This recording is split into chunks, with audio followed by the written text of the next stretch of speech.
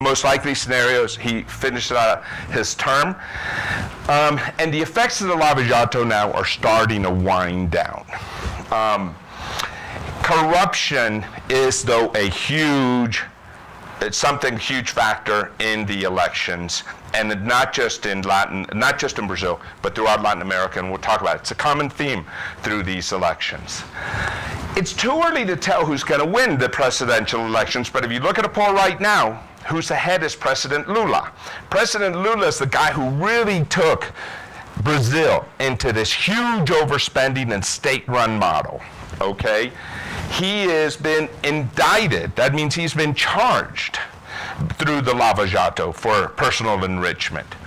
He has appealed it, so he's not in jail, but he's the leading candidate right now. Now, there's two problems with him winning. One is, if you finally get indicted, you go to jail, guess what? You can't run for president, okay? That may happen. But even if that doesn't happen, even if he wins his appeals, or even if they haven't gone through that, he can still, because he's not officially been thrown in jail, he can actually run for president. His negatives are too high. So I don't think he's going to win. His negatives, there's just too many people who dislike him. So he could make it to the runoff, but most likely he wouldn't win the runoff. And so what we have is, we have mainly what we would consider in Brazil probably going to have some sort of moderate that will continue the reforms to some extent. And that is very important, because Brazil to this day has a fiscal deficit of about 9.2%. That is huge. Its debt is by far, it's at about 70%. Its gross debt to GDP, the highest by far in Latin America, much lower than most developed countries, including places like Japan, including places like China, including places like the US. But for Latin America, that's a high standard. They like to keep the debt to GDP at low levels. So it's important how they deal with the fiscal deficit. And this is where a key component of this law that Temer passed comes in. So they can only raise revenues up to what is inflation level. But three sectors are exempted. There's education, there's pension funds, and there's health. By far the biggest one there is the pensions. But all three of them together account for 60% of the budget. And those are excluded. But the budget in total can only go up by inflation. So because those are all under regimes that go up more than inflation, the other 40% of the budget has to go down tremendously. It's not sustainable. Okay, and that law was designed to do that. What it means is you cannot reach the overall goal of keeping increases to inflation without attacking the three ones that have been exempted. Okay, so that's the trick they used to pass the law. They say, these important things, we're not going to deal with these hard choices, but we're going to give you an overriding mandate of what you have to do. So that means the next government, doesn't matter who you are, doesn't matter if you're Lula, you have to tackle the pension reform. You have no choice. Because in Brazil, if you don't follow the laws, guess what happens? You go to jail. Okay, so you cannot break that law if you're a politician. And so whoever comes into power has to take on that fiscal deficit. So that's good. It's a very strong law that they've given whoever comes into power to force their hands to take on fiscal spending and reduce that deficit. So that's great.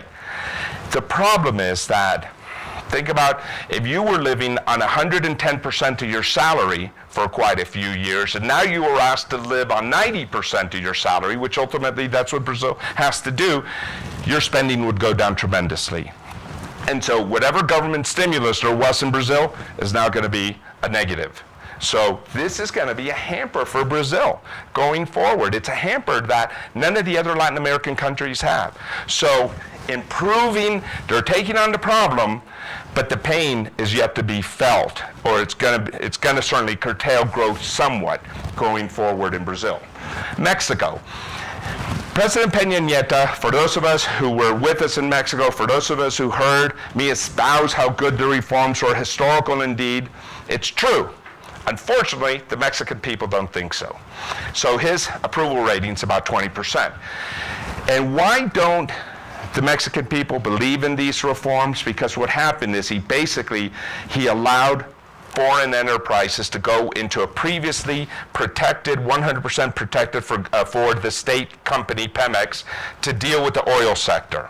Now, if you want to get foreign capital to come in, which they had to change the Constitution to do that, what you have to do is you have to allow them to make a return on their capital. That means you have to take previous prices at the pump that were controlled and held too low, they now have to go up. So they go up. And what does that cause? That causes inflation, and it doesn't make the Mexican people happy that all of a sudden they're having to pay more for gasoline. So a very unpopular reform, even though huge long-term benefits, because what we're seeing now is that they're investing, the big majors are investing in Mexico's oil sector. Very important because oil production has been declining for quite some time in Mexico. So this is going to be very helpful to Mexico on the long term, not so much on the short term. The other item that hurt Mexico is the Trump effect. When he comes in, I mentioned the peso, which was about 19 times, goes down to almost 22. It's bounced back. It's now at about 18 and a half. But what happens is two things. The peso goes down. That's inflationary. And the Mexican central bank is very technocratic oriented in respect that they're really strong inflation fighters. Inflation goes up, they have to increase interest rates, slows down the economy. Again, not good generally speaking on the short-term basis, but good on the long-term basis. So that's the inflation side, and that causes weak economic growth as interest rates go up.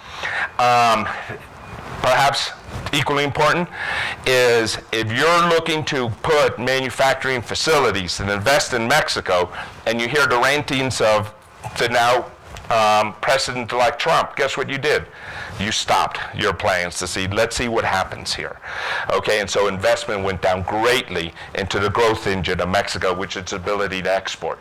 Now, I think most of you know we're in the NAFTA negotiations now. So far, so good. But the tough negotiations are still yet to come.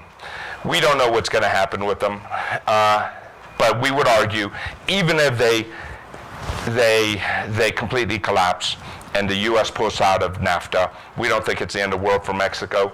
They would go to WTO rates about 4% higher tariff rates, and Mexico is easily more competitive, in particular than the U.S. for the things that they export to the U.S. and other parts of the world to be able to supplement that. So we don't think that that's necessarily, regardless of the outcome, it'll be a negative, but we don't think it's going to be a huge negative.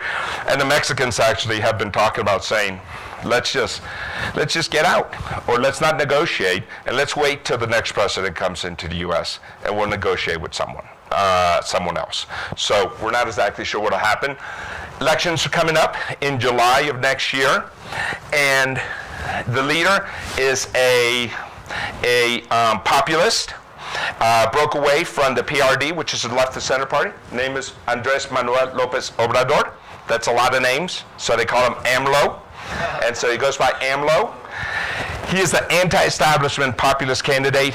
Being anti-establishment is popular around the world, as I think you know right now. It's really popular in Latin America, where there's been a lot of corruption scandals. And so he's the leader. Right now the polls, but really it's really early in the election process. The parties have not named their candidates. There's a name out there, Jaime Rodriguez. He is an independent also. He is the mayor of Monterey. Monterey is the business capital of Mexico. That's where the business areas and the northern part never relied on the federal government to grow. So he is a very pro-reform, but he is very, very, I should say, pro-business, pro-growth, but also an independent. Goes by the name of El Bronco. It's a good Mexican nickname to have. And so very popular.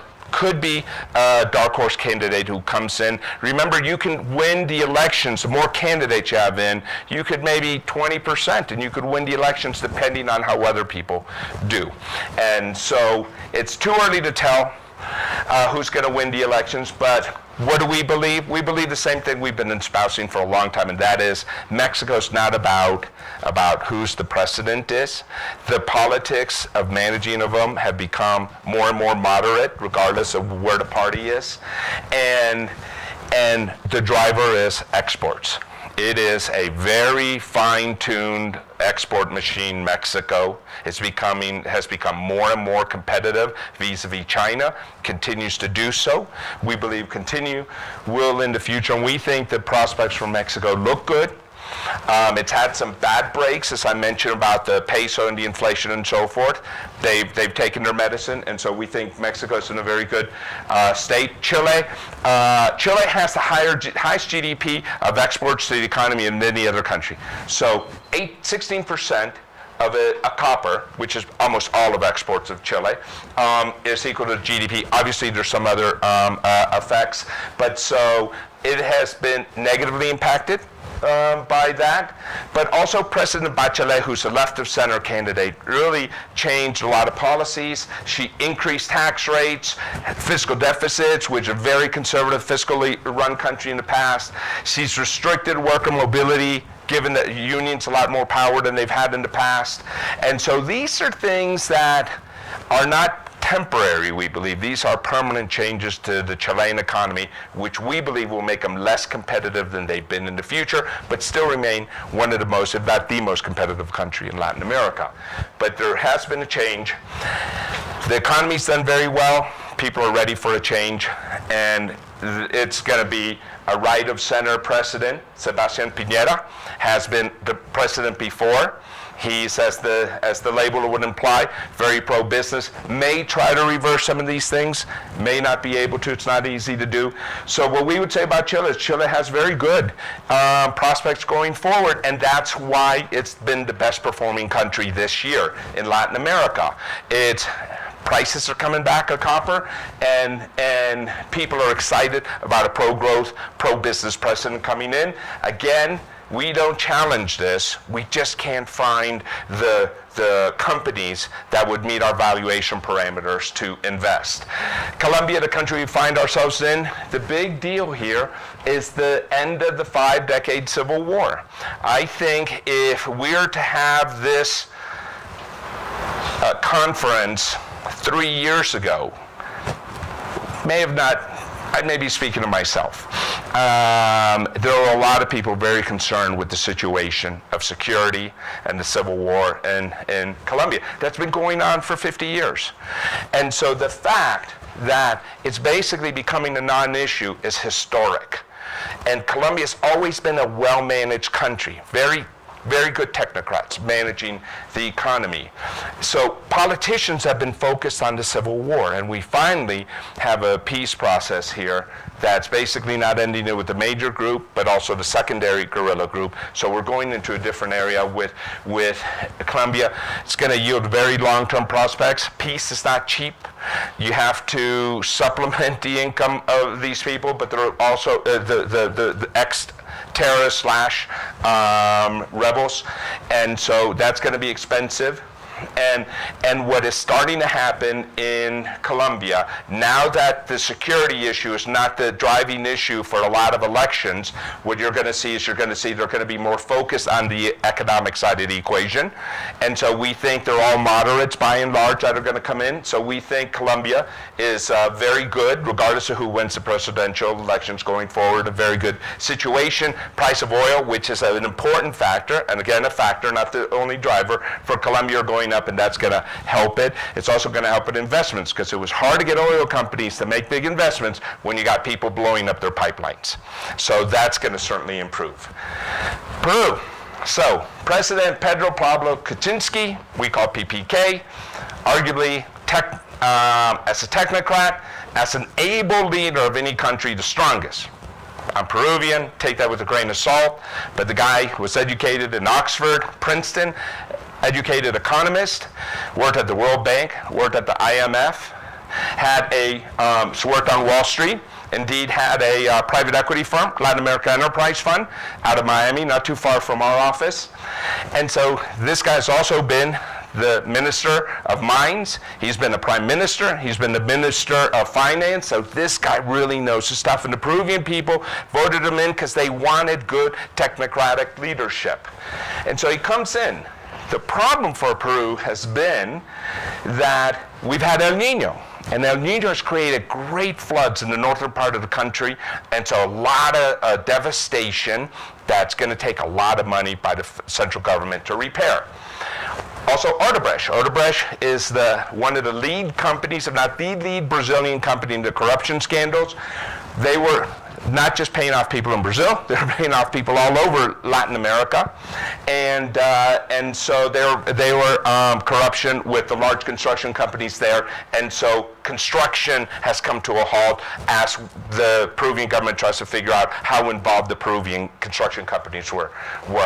And then PPK did not have a strong political party, but the Fujimoristas, which is the party of Alberto Fujimori, his daughter actually is running the party. She controls Congress, and even though their policies are not that different, they're being obstructionists so that he doesn't get the credit, so they can be in a good position to win the elections very soon, in 3 years, I should say.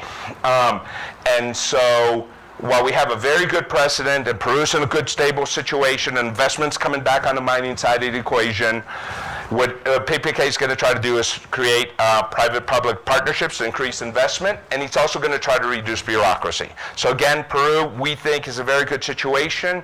Peru, for the last 10 years, been the best growing country. We think it takes that mantle again going forward. This is my conclusion to my piece about Latin America, the overview of the firm. I don't have a slide that says, hey, we really believe Brazil this, Chile this, Peru this, because that's not the way we think. The way we think is we think of these macro factors. How do they tie into the company? So hopefully, or you will see when the analysts present, and they'll tie in how the macros affect their particular companies, their sectors, their companies. That's what matters to us. Overall, I can tell you that we think all of the major Latin American countries are on an improving track. And so we think, and this is happening not because of something that's happened in the last couple of years, this is something that's happening from the last 30 years. Latin America started having its democratic movement 30 years ago. And it takes a long time for democracy to work. So remember I talked about corruption? It's finally working with corruption. The fact that we're uncovering all this corruption is not a bad thing. That's a good thing. That means accountability. That's how democracy is supposed to work. And you can boot the bums out now. And so that is what's happening. So we have corruption being taken off with just accountability. We have good technocrats in power. We have a middle class that's growing. We have the youngest population in the world except for Africa. All of these are positive factors. It's why, together with the lowest valuations in any major region of the world, you combine those two, it's why we think we're very positive on the long-term prospects for Latin America. So that's it for me. Yes, Rich. I think the Argentina slide is the next one. Thank you. I thought it was included because of that. Argentina, I talked a little bit about. They had the reform. Macri came in.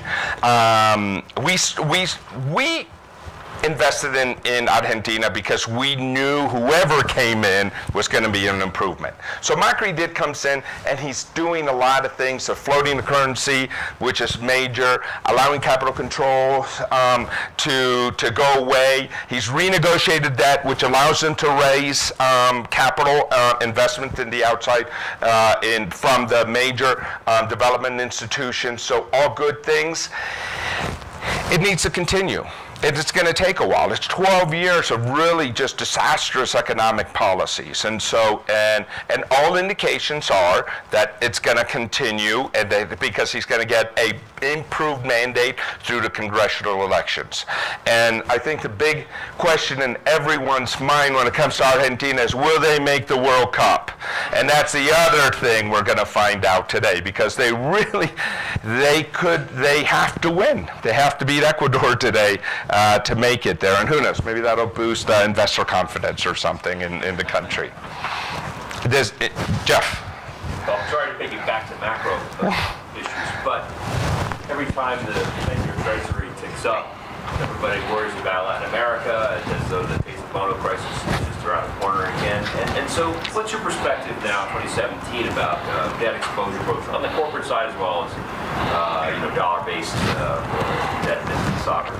They do. So there is certainly Latin America is part of the global economy. Okay, and they get affected by interest rates. Interest rates makes the dollar stronger vis-a-vis these guys, and that can happen. But remember, currencies, it hurts you on the investment side. It hurts you right away, right? But currency is meant to be a long-term stabilizer, right? By itself, that's all it's supposed to do. So we've already gone through a massive devaluation region-wide in 2015 to 30%. If you look at what's fair value or not in currencies is anyone's guess, right? But look at the Economist Big Mac Index, a very academic, I know I'm pulling out academic studies here, but if you look at the Big Mac Index, who will you find? All of them way below the US dollar, and that's the Latin American currencies. The lowest, Mexico, right next to South Africa. That's the lowest in the world. So, interest rates go up in the US, they're not matched. If they are matched, it's going to have some effect on growth, no doubt about it. But if they are not matched, that means that they're going to have some sort of devaluation. And you can continue having devaluation. It just makes the export side more positive for us. It makes us more competitive. But on a short-term basis, it'll hurt. But my argument would be we already have some of the highest real interest rates in the world. That's why we're able to raise debt. We get punished for that. We get punished on our real rates as if we're still highly indebted countries. And one of my points would be we're not. We're not. We actually have relatively low debt to GDP levels, certainly much lower than the major countries of the world. But on a relative basis, it'll get affected, and yep, the interest rates will affect also the currency. Our currency, we could have some devaluation. So yes, it could have effect, but I would say, look, fundamentally, there's Latin America should be growing faster than the U.S. and the other developed countries. It could grow a little bit marginally so, and I would argue that would be on the short-term basis. It could be certainly a negative effect. It would not be a good thing for the short-term growth prospects of Latin America. Let me just complement that because Sure. you also asked about the corporate. Oh, yes. And that is something that we certainly factor. It's a single factor risk associated with the portfolio and making sure that our holdings are not too heavily levered, in particular to US dollars. We have seen over the last 2 years, in particular companies that we had exposure to that had high dollar have gone through a major deleveraging. Cemex is one of the ones that was mentioned today. This is a company that's close to 6 times levered, now it's reaching 3. So we continuously monitor. We feel very comfortable with our current exposure. The deleveraging process that's happened over the last 2 years has really proliferated to our portfolio, and we feel very good about in particular our portfolio holdings. I think in general, the market, all market participants have done a good job of deleveraging, given what we've seen on the market. Is there additional, sorry to follow up here, but is there additional trend toward non-dollar types of issuance or local currency issuance and that type of trend in Asia? Yeah. Currency stabilized. You are seeing it. It is very particular to the company, meaning what the revenue composition is, how much they're exposed to dollars versus local currencies. So then but for sure, you are seeing an opening of the local markets for them to be able to fund themselves locally, which is something that only a few years ago the markets have closed. I've been very surprised how quickly Argentina has opened in terms of local bond offering for companies generating revenues there. You see it in Colombia, you see it in Peru. So there is a very deep market that is willing to finance these companies on a local basis, but depending on their revenue base, sometimes they have to do dollars just to keep it matched. Let me